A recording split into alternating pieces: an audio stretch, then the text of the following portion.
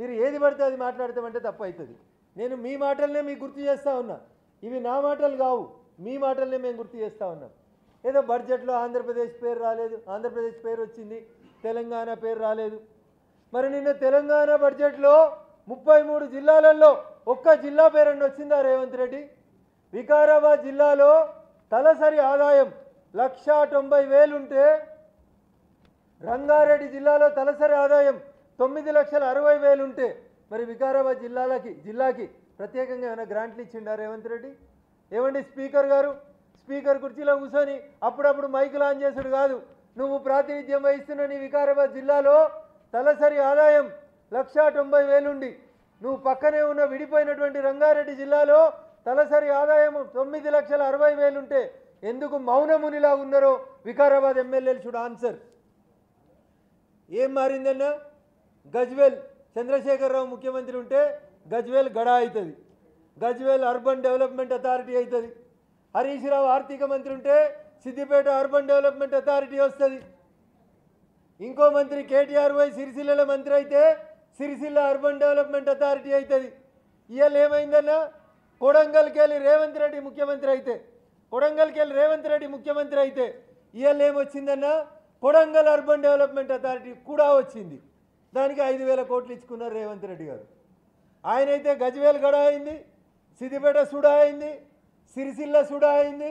రేవంత్ రెడ్డి ముఖ్యమంత్రి అయితే కొడంగల్ కూడా అయింది తప్ప వికారాబాద్ కూడా కాలేదు, రంగారెడ్డి రుడా కాలేదు. There is no change. వాళ్ళ పేర్లని నిన్న బడ్జెట్లో ఎందుకు మాట్లాడలేదు? కొడంగల్కు మెడికల్ కాలేజ్ తీసుకుపోయినావు, కొడంగల్కు డిగ్రీ కాలేజ్ తీసుకుపోయినావు, కొడంగల్కి నర్సింగ్ కాలేజ్ తీసుకుపోయినావు.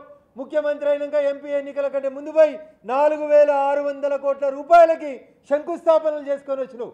మరి మిగతా 118 నియోజకవర్గాలకి ఈ బడ్జెట్లో ప్రతి నియోజకవర్గానికి 4,600 కోట్లు ఎందుకు ఇవ్వలేదు రేవంత్ అని అడుగుతున్నా.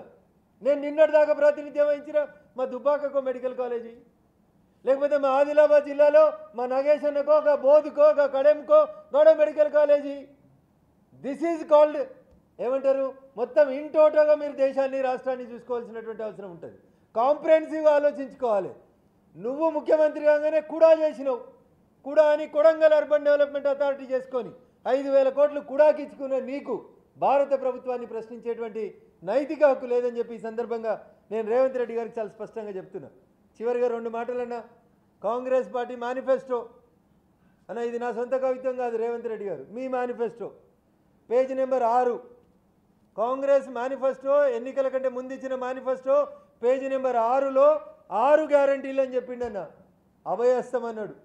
ఇలా అభయహస్తం లేదన్నా, అది భస్మాసుర హస్తమైంది. అభయహస్తం భస్మాసుర హస్తమైంది. మహిళా సోదరీమణులకు ఒక బస్సు ఫ్రీ ఇచ్చి నెలకి ఇవ్వాల్సిన 2,500 ఎగ్గొట్టి వాళ్ళ తలల మీద అభయహస్తం కాదు భస్మాసుర హస్తం పెడుతున్నావు రేవంత్ రెడ్డి గారు. అంతకంటే ఎక్కువ నువ్వు చేస్తుంది ఏం లేదు. 12వ పేజీ అన్న, Congress party election manifesto page number 12 అన్న. ఏం చెప్పిండు? ప్రతి గిరిజన గూడాన్ని సమ్మక్క సారక్క గిరిజన గ్రామీణాభివృద్ధి పథకం కింద ప్రతి గూడెం ప్రతి తండాకు గ్రామ పంచాయతీలకి పర్ ఇయర్ 25 lakhs ఇస్తా అని చెప్పిండు. ప్రతి గిరిజన గూడానికి తండాకి.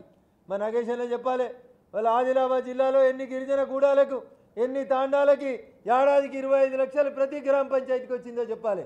ఇది page number 12 Congress election manifesto. 2 పేజీలు వెనుకపోదామన్నా. Congress election manifesto page number 10లో చెప్పిండు 18 సంవత్సరాలు దాటిన ప్రతి యువతి యువకునికి ఎలక్ట్రిక్ స్కూటర్లను అందిస్తా అన్నాడు. ఒక స్కూటర్ అని ఇచ్చిండు అన్న, గాడిద గుడ్డి ఇచ్చిండు అన్న, అంతకుమించి ఏమి ఇవ్వలేదు. మేము మాట్లాడలేము రేవంత్ రెడ్డి గారు, నీకంటే 2 మాటలు ఎక్కువ మాట్లాడతాం, నీకంటే 2 డిగ్రీలు ఎక్కువ చదువుకొని వచ్చినాం.